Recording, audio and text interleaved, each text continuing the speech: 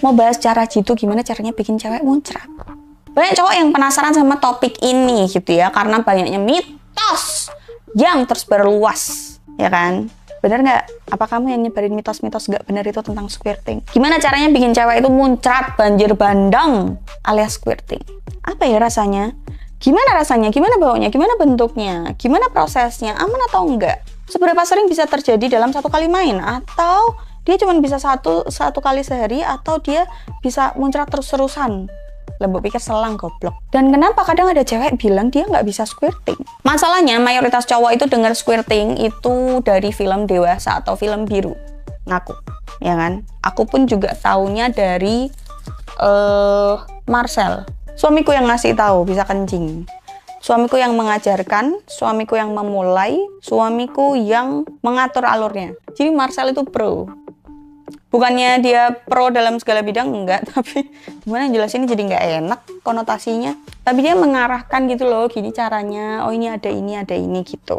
Nah, karena cowok itu banyak dikelilingi tentang hoax soal squirting, akhirnya bukan bikin cewek seneng atau istrinya seneng, tapi malah bikin ilfeel, nggak nyaman. Akhirnya kalian berantem atau sama-sama kayak nggak nyaman, awkward moment gitu loh. Di video sebelumnya aku udah jelasin singkat, padat, jelas, padet banget tentang squirting ini tadi. Jadi buat kalian yang belum nonton, kalian tonton dulu video itu baru balik ke sini lagi. Tapi aku akan jelasin dikit buat ngerimain kalian yang udah nonton tentang squirting ini. Oke, kita kasih paham dulu apa itu squirting. Squirting itu adalah keluarnya cairan yang lumayan banyak dari saluran pipis cewek saat dia orgasme. Tapi ini bukan saluran pipis biasa, kandungannya pun beda, nggak pesing, lebih cair.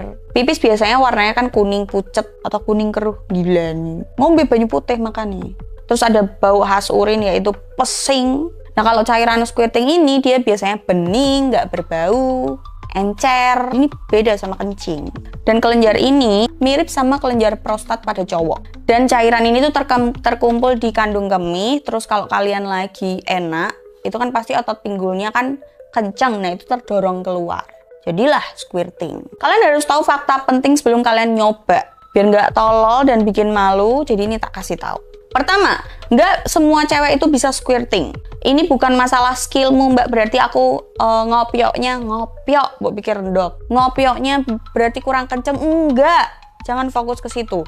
Faktornya macam-macam. Hormon, anatomi tubuh manusia, kenyamanan, dia lagi mikirin apa, ketenangan, keterbukaan sama pasangan, banyak faktor yang mempengaruhi itu. Terus, squirting itu bukan indikator kalau cewek ini enak. Squirting bukan indikator tentang kepuasan satu-satunya, enggak. Squirting itu bonus. Cewek bisa sangat keenakan, bisa sangat puas itu tanpa adanya squirting. Jadi kalau kamu masih ngejar squirting itu sebagai tolok ukur satu-satunya kepuasan wanita, berarti kamu masih goblok. Berikutnya, butuh kenyamanan mental luar biasa dari cewek untuk bisa squirting. Karena cewek harus relax, harus memusatkan pikirannya agar bisa squirting. Jadi nggak cuma keenakan, terus kontraksi otot panggul, terus keluar, nggak bisa semudah itu. Kalau dia ngerasa malu, nggak enak, geli, aneh, ya nggak akan bisa keluar itu. Dan squirting itu bisa terjadi tanpa adanya penetrasi. Jadi dirangsang klitorisnya, G-spotnya atau spot-spot yang lain. Sekarang kan bahasanya banyak ya, nggak cuma G doang, tapi ada J, ada G, ada X, ada apa macam-macam kan. Kalau itu semua dirangsang itu bisa menyebabkan squirting. Jadi nggak harus penetrasi. Terus tak kasih tahu kesalahan umum cowok. Biar kamu nggak nyebelin, nggak bikin trauma pasanganmu nih, tak kasih tahu kesalahanmu yang biasanya mbok lakuin itu apa. Pertama, kamu langsung menyerang titik yang menurutmu, wah ini adalah black hole. Ini adalah pusat dari segala pusat, langsung des. Langsung gitu, enggak, kamu bodoh, goblok, tolol, luar biasa. Kamu serang itu dengan tangan kering, belum terlumasi dengan baik, bodoh. Sakit, goblok. Kamu nih misal, lagi ngerangsang, misal gerakanmu cuman gini, konsisten nih, dia keenakan. Kamu ngeliat dia keenakan, terus kamu tiba-tiba ini dapat ide, wah giniin aja deh. Enggak boleh. Ketika cewek muda mau squirting atau lagi keenakan, jangan rubah dadakan posisi yang lagi saat itu terjadi tuh, jangan dirubah dadakan. Bisa jadi nggak enak. Lanjutin aja yang udah. Berikutnya, kamu terlalu keras menstimulasi punya pasanganmu. Sekali lagi, itu bukan mesin DJ juga, itu bukan simulasi kamu ngopiok endok. itu tubuh manusia, butuh adaptasi dulu, jadi pelan-pelan. Berikutnya, kamu nggak komunikasi ini tuh ke pasanganmu. Ingat, seks adalah komunikasi tingkat lanjut. Kamu punya mulut, ngomong. Kalau tatap-tatapan doang, itu nggak 100% tersampaikan. Ngomong. Mau pikir kalau udah nge-seks nggak perlu ngomong. Ngomong, butuh, nggak apa-apa. Jangan membisu. Berikutnya, cowok sering melakukan kesalahan itu dia sering maksa ceweknya buat squirting. Itu salah besar, kalian nggak bisa maksa. Itu bonus. Selanjutnya, cowok ngerasa kalau squirting itu hanya bisa terjadi kalau ada penetrasi, ada yang masuk keluar. Padahal squirting itu bisa terjadi tanpa penetrasi. Jadi kalian harusnya fokus ke titik-titik rangsangnya cewek, G-spotnya, klitorisnya. Oke, ini tak kasih tahu teknik manualnya gimana caranya biar cewek itu bisa squirting. Ada 2 jalur, yang pertama jalur manual, yang kedua jalur penetrasi. Teknik manual atau di G-spot itu yang dirangsang, itu kalian harus melakukan pemanasan minimal 5-10 menit. Itu foreplay-nya ya. Foreplay itu fungsinya buat apa? Pertama, pemanasan. Untuk ngasih tahu, ngerangsang seluruh tubuh ceweknya buat, hey, bangun, aku mau merangsang kamu.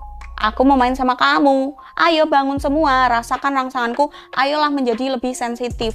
Jadi bangunin tubuh ceweknya tuh pelan-pelan. Menggunakan foreplay itu tadi. Itu kenapa foreplay harus lumayan lama. Fokuslah tidak di area-area intim. Fokuslah di area-area yang jarang tersentuh. Cowok-cowok taunya apa? Oh, sentuh payudaranya langsung vaginanya. Tidak. Kepalanya dulu, turun ke telinga, lalu ke leher, ke tengkuknya. Bagian-bagian itu yang harus kalian rangsang. Kalau bagian-bagian itu sudah terangsang, otomatis bagian-bagian yang biasanya kalian rangsang itu udah nunggu. Ayo, kapan aku?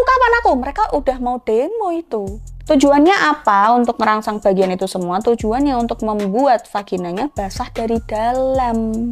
Jadi pas nanti kamu masukin, pas nanti kamu uwek-uwek di opok-opok bagian situ, sudah ready. Yang kedua, cari G-spotnya. Masukkan 2 jari, telunjuk dan tengah, masukin, menghadap ke arah atas sedikit.